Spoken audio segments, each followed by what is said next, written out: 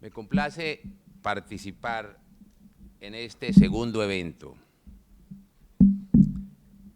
o mejor, en este segundo Congreso de Contratación Estatal y 13ª jornadas organizadas por la Facultad de Derecho de la Universidad de los Andes.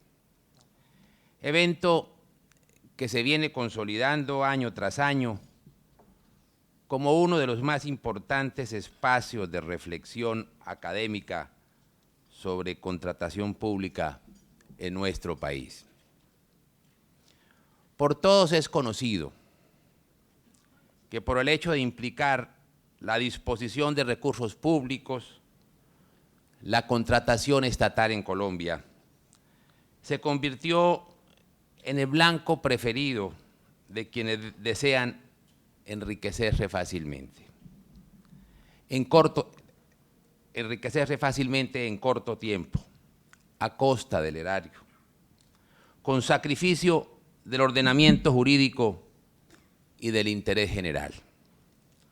Por lo que a nadie sorprende que el insumo material más frecuente de las sanciones disciplinarias de mayor trascendencia social hoy guarde relación con la actividad contractual y con la aparejada movilización de importantes recursos a través de ella. Dado lo anterior, el legislador diseñó diversas herramientas para enfrentar la corrupción, como las previstas en la Ley 1474 de 2011, de las cuales merece destacarse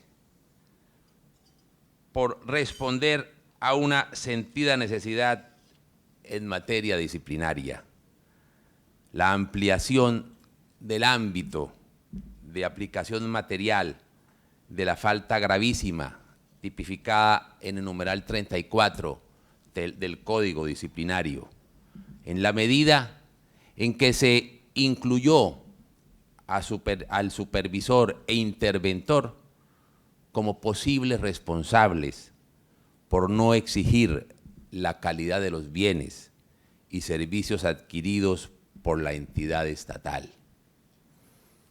La norma original del Código Disciplinario únicamente contemplaba al interventor como posible autor de la falta, pero no al supervisor.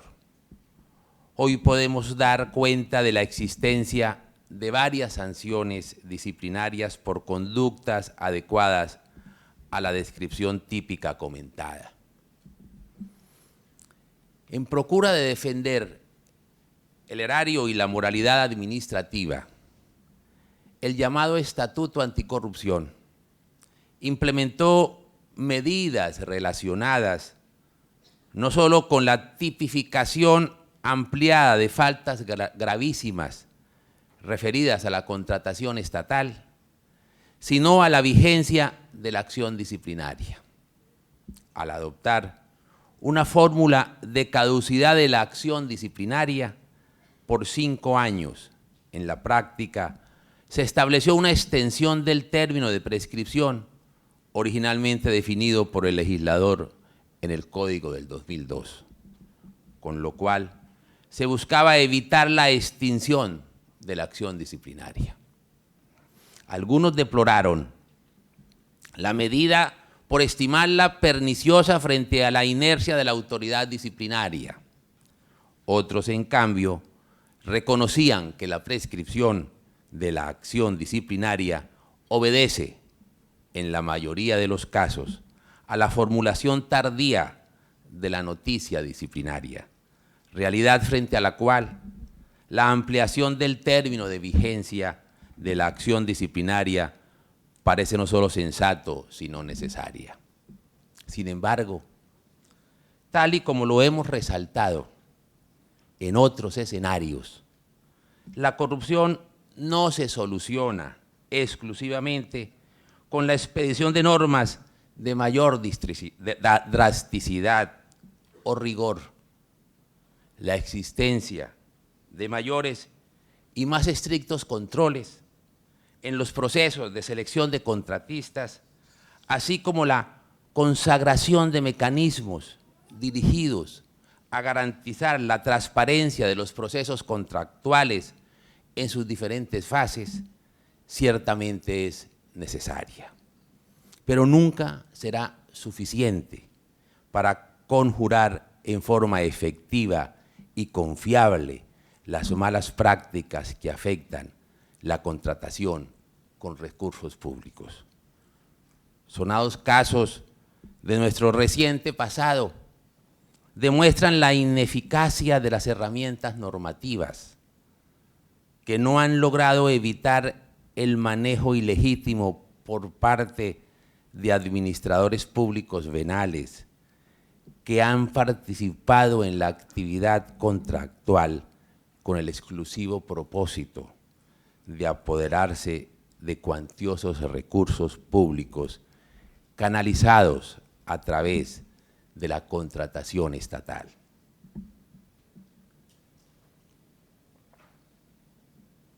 El doctor de Vivero planteó en su exposición que dio inicio a este evento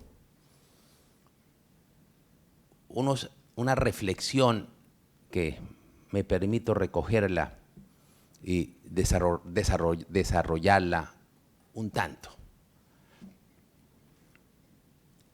Él afirmaba que la ley no es suficiente para lograr de manera efectiva combatir la corrupción, que menester era abocar otros instrumentos de carácter pedagógico, de carácter cultural.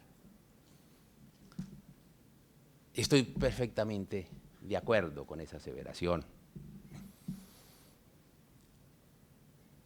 La experiencia que me ha dado el haber ejercido durante 7 años el Ministerio Público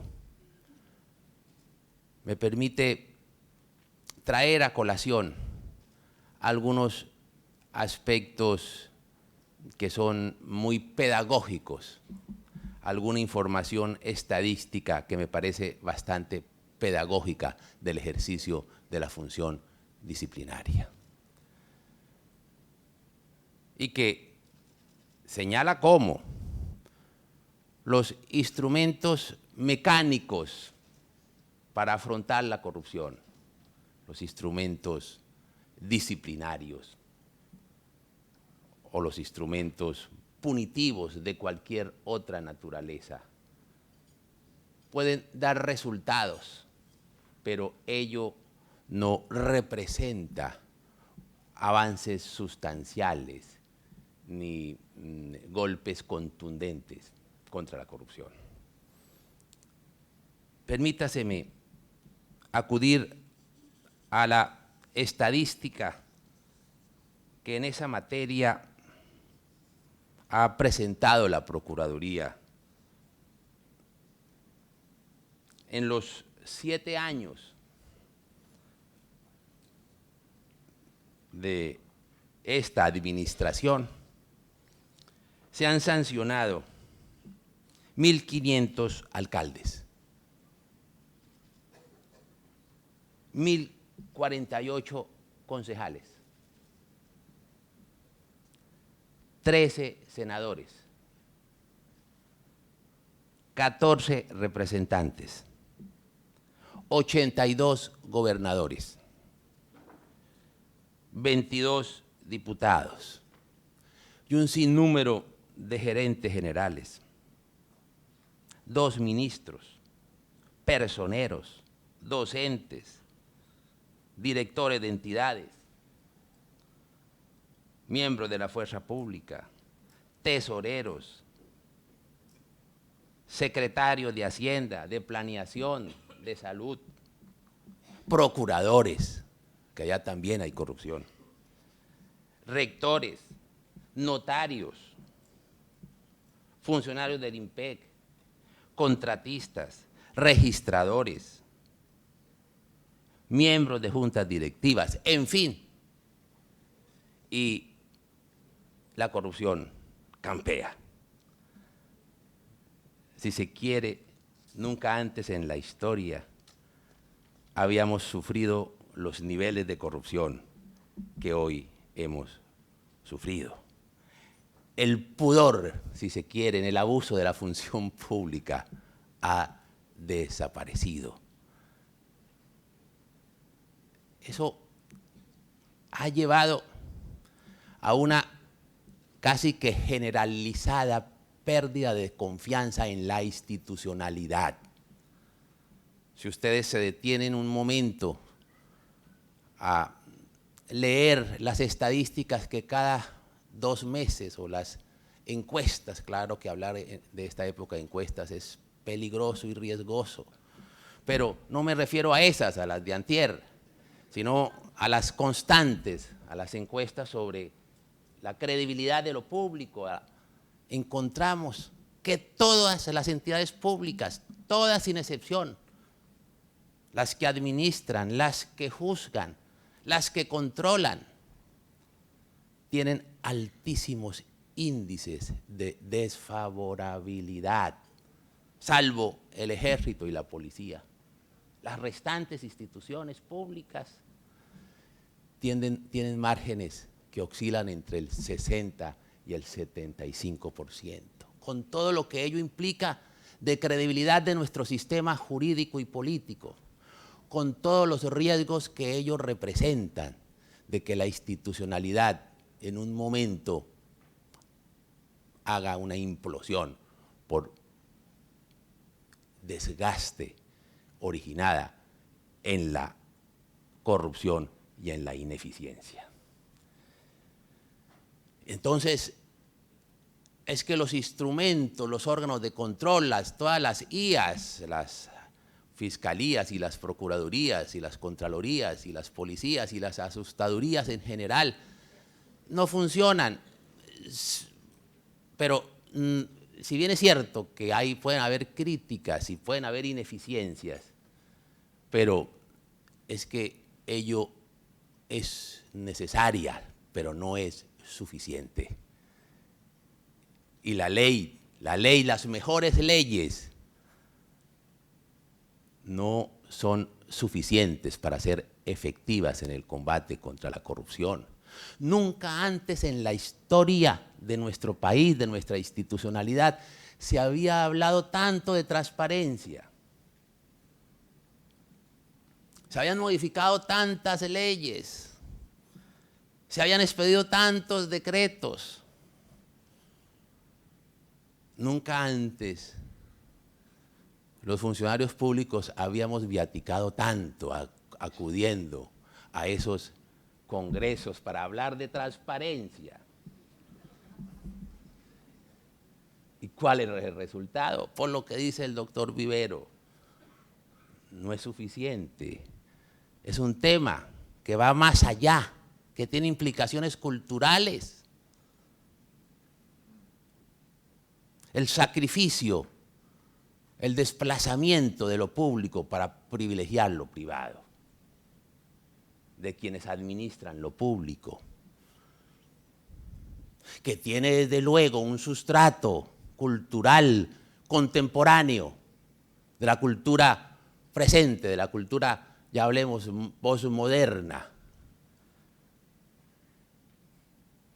El relativismo que impacta inevitablemente en el manejo de lo público. Son temas culturales a los cuales debemos abocarlos y afrontarlos, no exclusivamente con temas de ley. Y si nosotros reducimos el combate exclusivamente con la ley, estamos buscando el muerto río arriba. Permítaseme acá, la doctora Paca ya me oyó esta anécdota, me excusa. Recordar a un filósofo de la altiplanicie cundiboyacense, que en algún momento de su vida tuvo relación con la Universidad de los Andes, Nicolás Gómez Dávila, en uno de sus famosos escolios a un texto implícito. Decía palabras más, palabras menos, pero la idea es la que les voy a transmitir, que decía: cada mañana que me levanto y contemplo la corrupción de hoy, termino añorando la corrupción de ayer.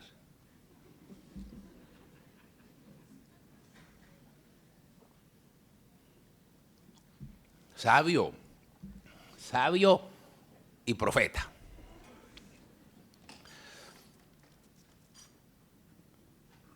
La de ayer era, si se quiere, rudimentaria.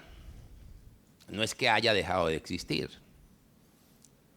Se reducía a pedir una coima, a pedir un porcentaje por la adjudicación de un contrato, por el otorgamiento de una licencia, por determinada actuación administrativa o judicial. Como les dije, esa no es que haya dejado de existir, se ha indexado. Pero la de hoy, la de ahora, la que permitió a Gómez Dávila añorar la de ayer, trata desde la cooptación de la función, de la cooptación de la función pública para diseñar las políticas públicas en beneficio de intereses particulares. No es solamente la cosa grotesca, escandalosa y burda,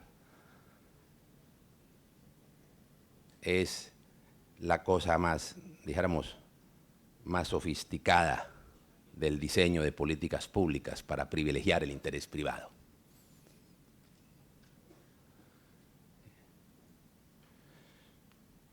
Y por eso dijéramos, los altos costos de las campañas electorales donde intervienen como financiadores quienes aspiran a diseñar las políticas públicas del mañana, financiar hoy para contratar mañana, para diseñar la política pública del mañana. Los inexplicables costos de las campañas para alcaldes y gobernadores que acaban de pasar, donde las ciudades capitales de departamento o en las gobernaciones de los departamentos pasaron de 30, 40, 50 mil hasta 60 mil millones de pesos. Sabemos perfectamente cómo se van a financiar con la actividad contractual, ya sea en la salud, ya sea en la educación, ya sea en la infraestructura. Pero bueno, ustedes no me invitaron para hablar de ello. Sigamos a lo que vinimos. Al ritmo de la evolución normativa en materia de controles dirigidos a precaver y sancionar la venalidad pública, los corruptos han encontrado la forma efectiva de eludirlos o de pasar por encima de los procedimientos que expresan transparencia en la actividad contractual. Un insaciable apetito por el dinero público ha estimulado la creatividad defraudadora de no pocos funcionarios y de organizaciones indudablemente bien asesoradas en el arte de eludir la transparencia y las responsabilidades contractuales. Su capacidad de mutar y de adaptarse a la dinámica normativa está lamentablemente demostrada en nuestra historia reciente. Ahora bien, el quehacer funcional de la Procuraduría en sus órbitas disciplinarias y preventivas y de intervención ha permitido identificar algunos de los actuales problemas, malas prácticas y retos de la gestión contractual, entre los que vale la pena destacar los siguientes.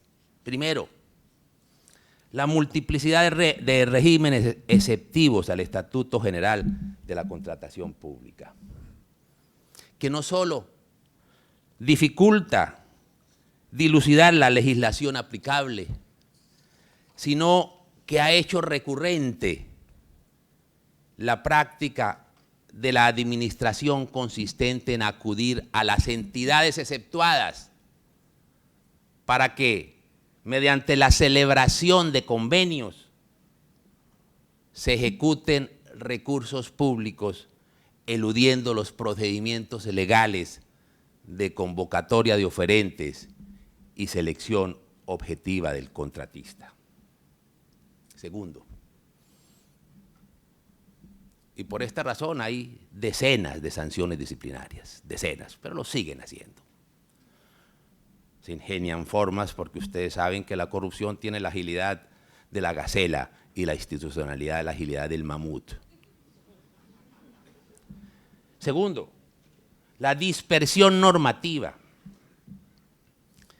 que pesa a los esfuerzos compilatorios.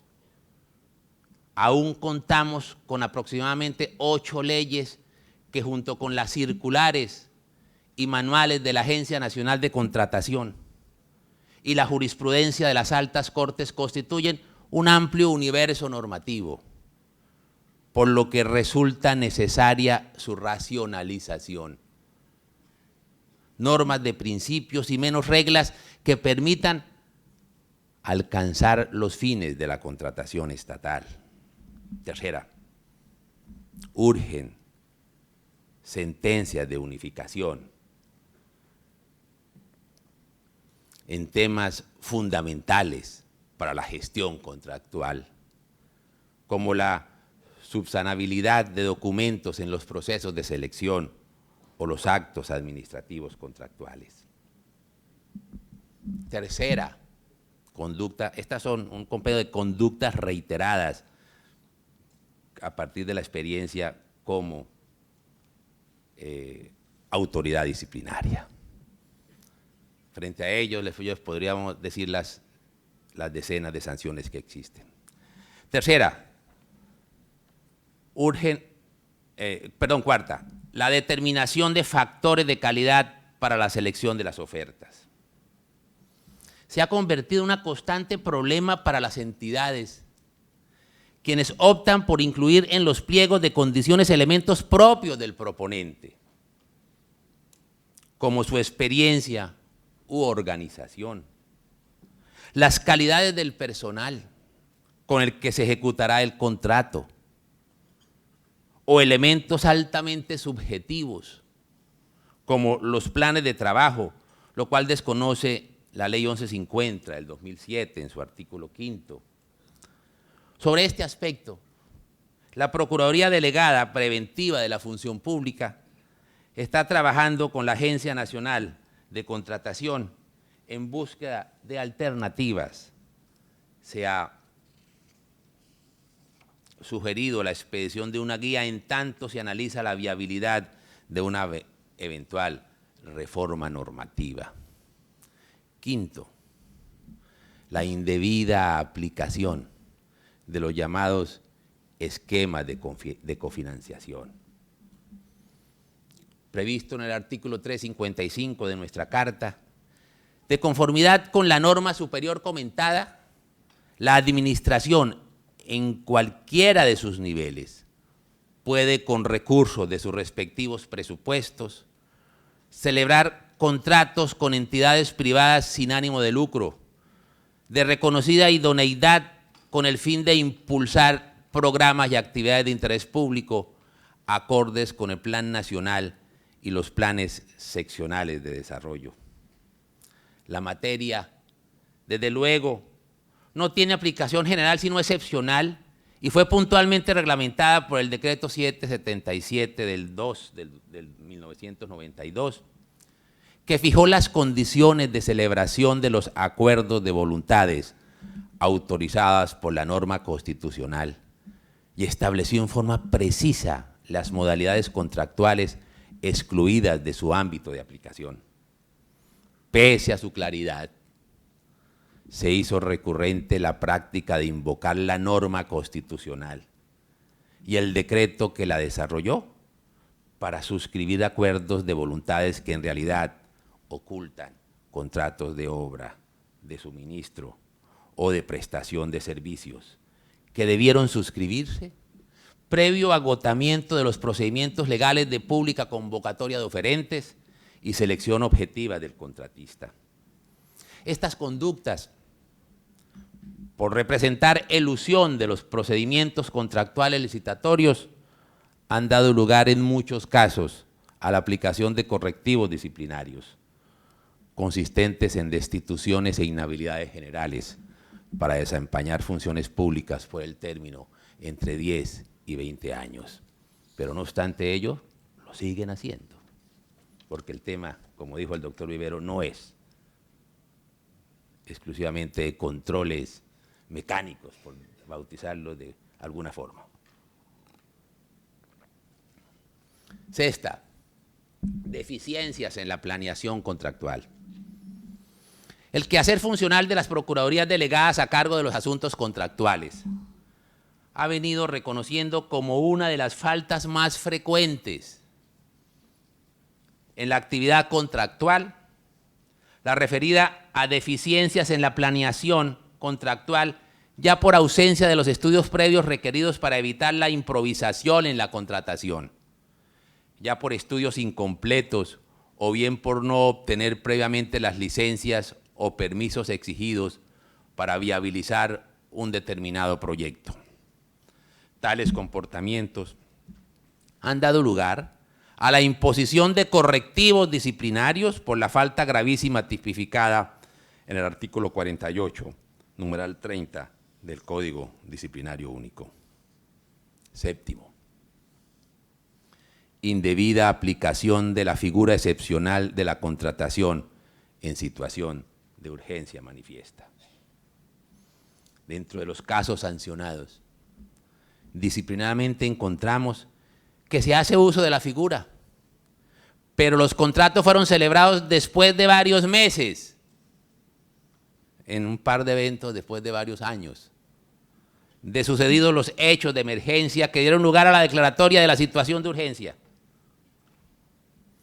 En otros, merecedores incluso de mayor reproche social, las administraciones, y uno de esos casos fue en Bolívar, señor, hace algunos años, merecedores sí, pero ya está destituido la persona. En otros, merecedores incluso de mayor reproche social, las administraciones contrataron directamente el suministro de medicamentos y otros bienes destinados a la población afectada por la ola invernal, pero prefirieron embodegarlos. Los suministros adquiridos que entregarlos a la población, con lo que no solo desfiguraron la razón de ser de la contratación de urgencia, sino que defraudaron las expectativas de la población necesitada de las ayudas. Octavo, desconocimiento de los principios que gobiernan la actividad contractual o la función administrativa, ya sea por violación del principio de transparencia, por recortar la libre concurrencia de oferentes o por desconocer los principios de responsabilidad y economía que rigen la contratación pública. Noveno, inexistencia del control previo administrativo a la actividad contractual por parte de las oficinas de control interno. En los acompañamientos preventivos a procesos de selección, la Procuraduría ha encontrado que en escasas oportunidades estas dependencias desarrollan activamente el rol encomendado por el legislador en materia contractual. Es necesario entonces el fortalecimiento de la función preventiva a través de la generación de espacios de capacitación permanente en materia contractual. Toda vez que hemos podido probar que con frecuencia las sanciones disciplinarias que imponemos lo es por, como lo bautizara la doctora Paca, como dijo, por estupidez, no, mejor, por ignorancia. De las dos, ¿no es cierto? O una ignorancia estúpida. más sanciones disciplinarias por desconocimiento de las reglas que rigen los procedimientos contractuales que por la deliberada intención de quebrantarlas.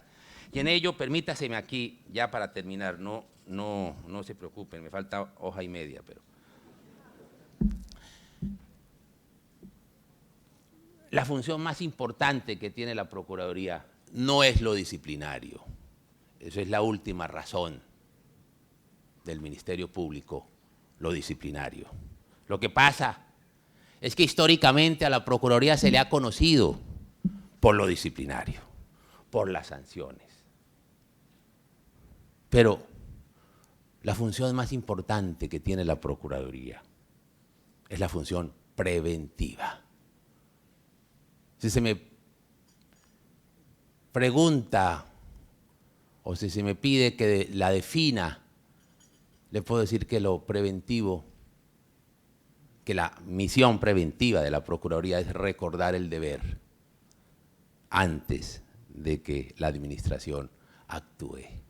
Señalar los riesgos, recordar escenarios disímiles para coadyuvar a blindar las actuaciones administrativas y en esta materia la actividad contractual. La Procuraduría no puede administrar, claro, no puede coadministrar tampoco, pero sí la Procuraduría por disposición constitucional le corresponde recordar el deber en orden a defender el ordenamiento jurídico, el patrimonio público y los derechos ciudadanos. Y en ello, si se quiere, es un compañero de ruta, un compañero de viaje, pero siempre con los propósitos señalados en el ordenamiento jurídico. Lo disciplinario no es lo más importante, es necesario, pero es la última razón. Por eso, cuando en los últimos meses se dice, es que el procurador hace esto o aquello, lo demás allá, es que está interviniendo en política. Pues no conocen las funciones de la Procuraduría, desconocen, no digo que ni siquiera el derecho constitucional, es un tema casi que en mi época se llamaba de cívica, perdieron ese curso. Yo me ofrezco para dictarles el curso remediar.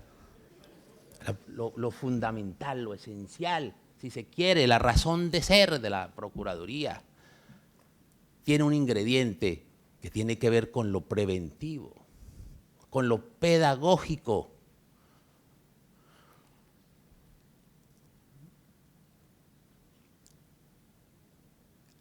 Cuando iniciamos la gestión en la Procuraduría, a ella se elevaban solicitudes para hacer acompañamientos del orden de los 4.000 solicitudes.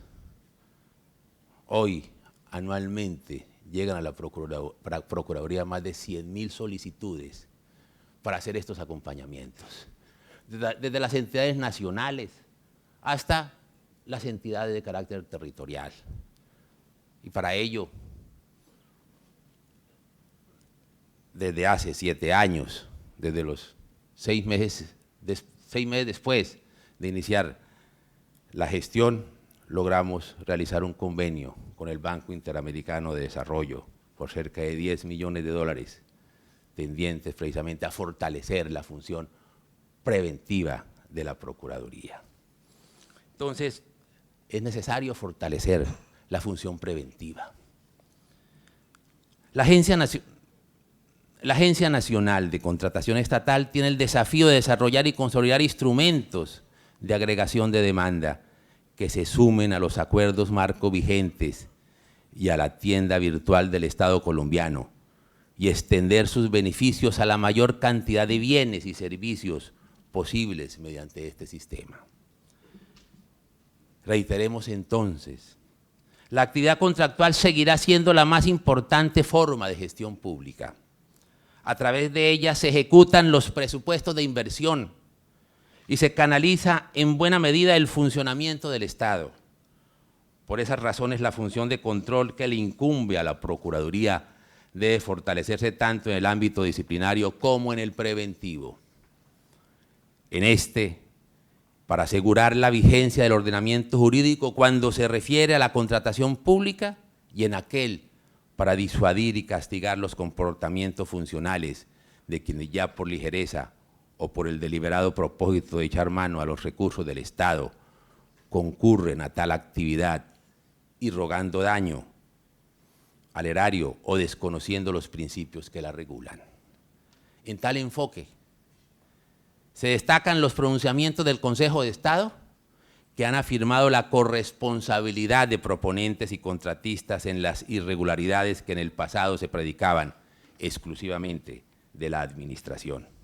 Así, los particulares que en el pasado se veían a sí mismos como actores de la contratación, pero ajenos a la responsabilidad civil, administrativa, fiscal, disciplinaria y hasta penal derivados de la contratación, hoy se saben potenciales destinatarios de tales responsabilidades por las acciones u omisiones cometidas en las etapas de planeación, precontractual, de ejecución y de liquidación de los contratos. Medidas todas necesarias en la aspiración legítima de alcanzar esquemas contractuales apegados a los principios constitucionales y legales acordes a las denominadas buenas prácticas en la actividad pública. Muchas gracias.